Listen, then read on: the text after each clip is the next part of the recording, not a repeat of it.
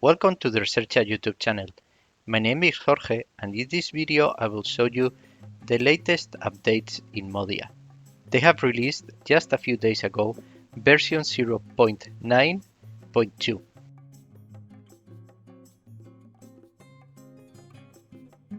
The biggest change from what I have seen is the addition of the package SignalTables. With this new package, they store results using dictionaries and JSON files.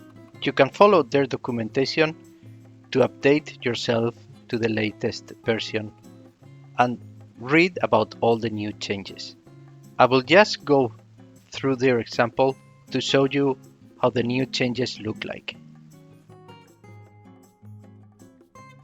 These last two lines over here will show all the info about our simulation, and they will store the results in a JSON file that I will show you. Okay, so as you can see, once the simulation is done, you get all the information in this very nice table. And with the write signal table command, you will store everything in a JSON file, which is very convenient.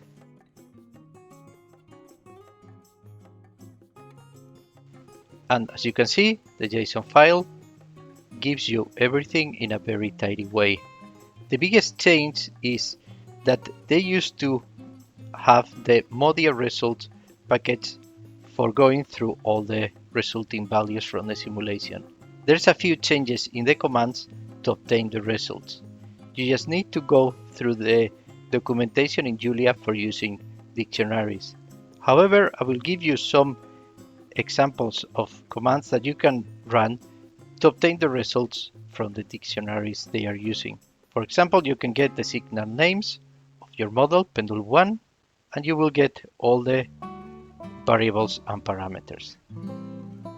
We can ask for a specific signal, in this case the angular velocity, and you can see that they have structured everything using units, their start value, the derivative, the class. The class is actually very important in case you want to know if it's a variable or a parameter, and all the values from the simulation. How do we use these entries? Well, we need to find out the keys for using the dictionary. We need to use :unit, :start, and so on. Now, using get, you can get all the values of your variable, in this case the angular velocity. We can find out whether it is a variable or a parameter, and do the same, for instance, with another signal, in this case L, the length of the pendulum, and we can see that it's a parameter. I have updated all these changes in jLUISMR.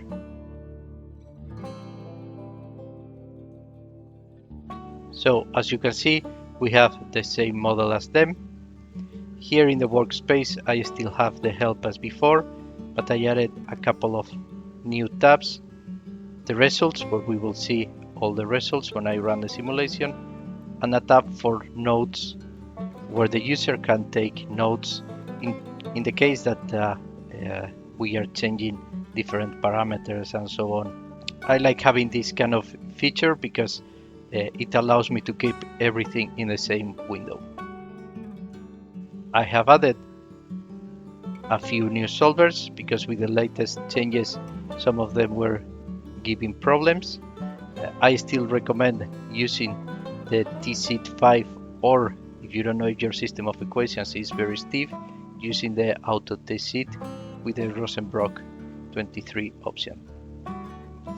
And in case we want to save the results when we run them, you can check this box and you will obtain, as you have seen before, your results in a JSON file.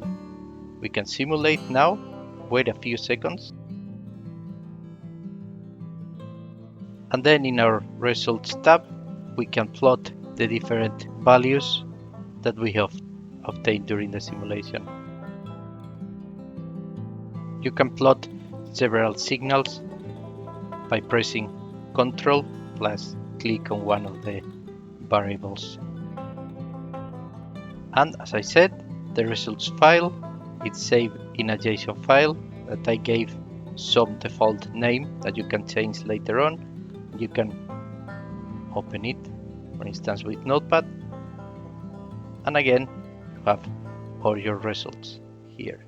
Be aware that every time you run a simulation and store the results, this file will be overwritten. Thank you so much for watching, and see you in future videos.